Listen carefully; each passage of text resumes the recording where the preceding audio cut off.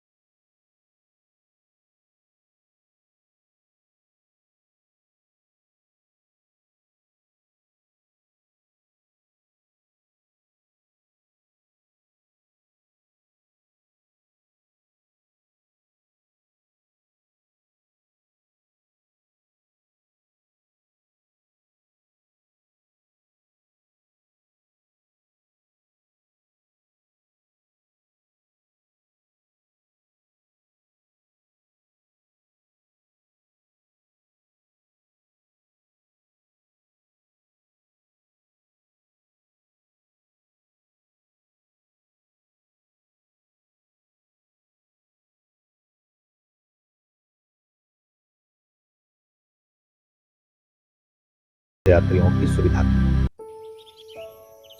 जब हम मंदिर पहुंचे हैं तो देखते हैं अभी मंदिर के पुनर्निर्माण का कार्य प्रगति पर है।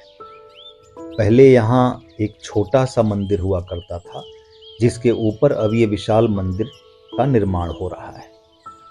मंदिर का 90% कार्य संपन्न हो चुका है। कुछ थोड़ा सा काम बाकी है, जो संभवतः आगामी रामनवमी को लगने वाले मेले से पहले पूरा कर लिया जाएगा।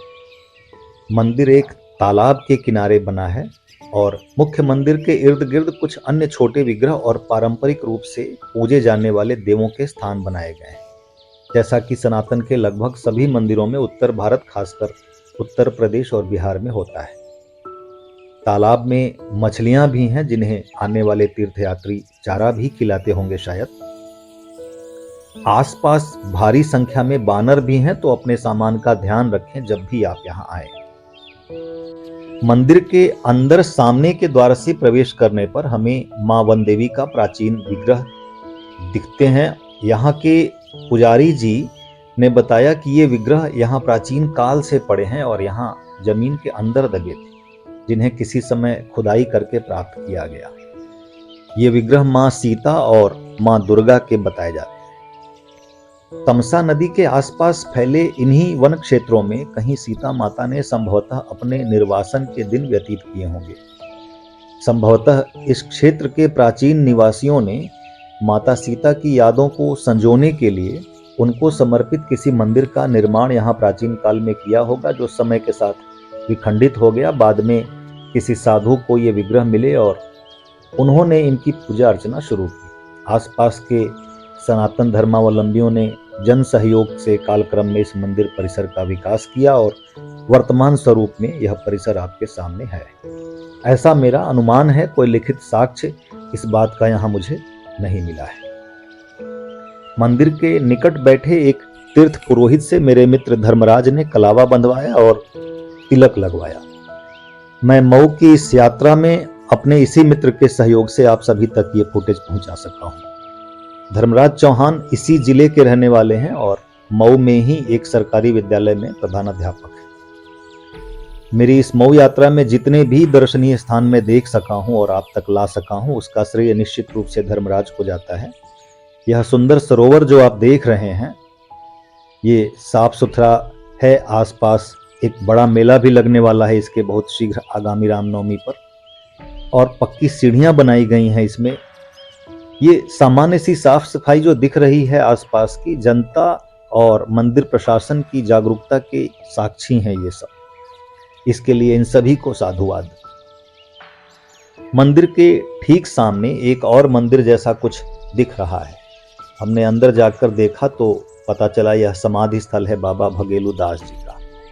हमें बताया गया कि वे इस क्षेत्र में रहने वाले एक साधु थे, जिन्होंने मंदिर निर्माण और जीर्णोद्धार में भूमिका निभाई थी। उनके मरणोपरांत उनके कुछ अनुयायियों और ग्रामीणों ने संभवतः यहाँ उनकी समाधि बना दी। तो इस परिसर में आप न सिर्फ मां वन देवी के दर्शन प्राप्त करते हैं, बल्कि एक संत की समाधि पर भी शीश झुकाने का अवसर आपको मिलता है। इस समाधि भवन में सामने ही समाधि है और समाधि के पीछे संत की एक मूर्ति लगी हुई है। जैसा कि आप देख सकते हैं, ये समाधि है और सामने ये संत भगेलू दास जी की मूर्ति लगी हुई है। गेट पर उनका नाम भी लिखा हुआ है। तो इस परिसर के ठीक सामने ये एक यज्ञशाला दिख रही है और इन सभी भवनों का निर्माण जन सहयोग से हुआ है, जो कि एक बड़ी बात है।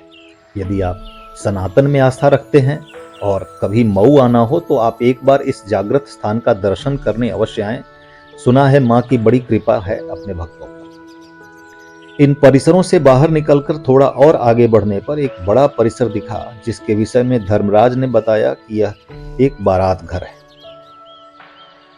अक्सर यहाँ सामूहिक विवाह का आयोजन होता रहता है। आसपास के गांवों से लोग विवाह कराने के लिए निजी तौर पर भी इस भवन की बुकिंग कराते हैं। ये बहुत बड़ा भवन है और बड़ी से बड़ी बारात को ठहराने के लिए ग्रामीण क्षेत्र में यहाँ ठीक ठाक सी व्यवस्था है। इस बारात घर से अब हम बाहर निकलेंगे और बाहर निकलकर हमने आसपास पहले वन क्षेत्र का अवलोकन किया और मुझे बताया गया कि यहाँ रामनवमी के अवसर पर एक बड़ा मेला लगता है। तो मैं सोच रहा हूँ कि निर्वासिनी सीता के मंदिर पर मेला भी उसी राम की नवमी पर लगता है जिस पर यह आरोप है कि उन्होंने सीता को निर्वासित किया। तो प्रेम और भक्ति के इस प्रकार के प्रतिमान भारत की महान सनातन परंपरा में ही देखने को मिलते हैं। इन परंपराओं और इनके संकेतों को समझने के लिए तर्क नहीं, प्रबल प्रेम के भाव और भक्ति की आवश्यकता होती है। आजकल अपने आप को शिक्षित और पढ़े लिखे क्लेम करने वाले युवा अक्सर इन परंपराओं और रीति रिवाजों के विषय में तर्क वितर्क गढ़ते हैं और इनका खंडन मंडन करके अपनी विद्वत्ता पर मुहर लगाने का प्रयत्न करते हैं। किंतु प्रेम और भक्ति न तो किसी तर्क के अधीन है और न ही उन पर किसी की विद्वत्ता का कोई असर होता है। तो घूमते घूमते हम मंदिर के निकट आ गए हैं। मंदिर परिसर में अच्छी संख्या में दुकानें हैं जो अभी धीरे धीरे खुल रही हैं। सुबह सुबह का समय है और वन और देहात का क्षेत्र है, इसलिए अभी कुछ ही दुकानें खुली हैं। जैसे जैसे दिन चढ़ेगा और दुकानें भी खुल जाएंगी। मंदिर के दक्षिण पार्श्व में श्री सीताराम मंदिर दिखा, जिसके बरामदे में हनुमान जी का ये विग्रह दिखा।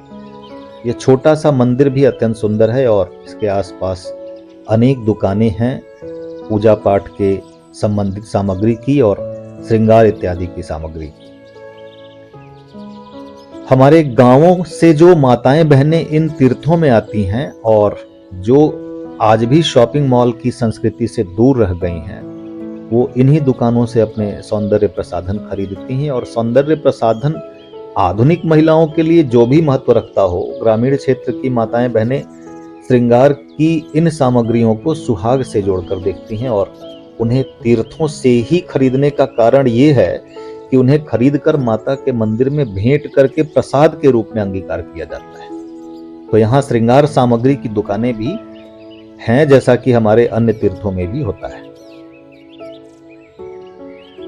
अब इस पूरे क्षेत्र की परिक्रमा करके हम आ गए हैं मंदिर के पीछे और यहाँ हमें मंदिर का कार्यालय दिख रहा है, जहां आप अपनी श्रद्धा अनुसार मंदिर निर्माण और जीर्णोद्धार के लिए सहयोग राशि जमा कराकर रसीद ले सकते हैं। जैसा कि मैंने बताया, जन सहयोग से ही यह मंदिर का निर्माण और रखरखाव का काम चल रहा है और हमारी सनातन संस्कृति को जीवित रखने में हमारे इन सांस्कृतिक केंद्रों का बहुत बड़ा योगदान है।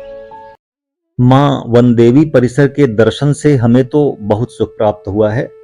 आशा है आपको भी यहाँ दी गई जानकारियां अच्छी लगी होंगी।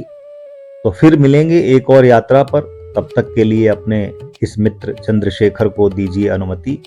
अगर आपने अब तक इस चैनल को सब्सक्राइब न किया हो तो सब्सक्राइब कर लें, लाइक करें, कमेंट करें और खूब जमकर शेयर करें ताकि और लोगों तक भी जानकारियां पहुंच सकें। हर हर महादेव।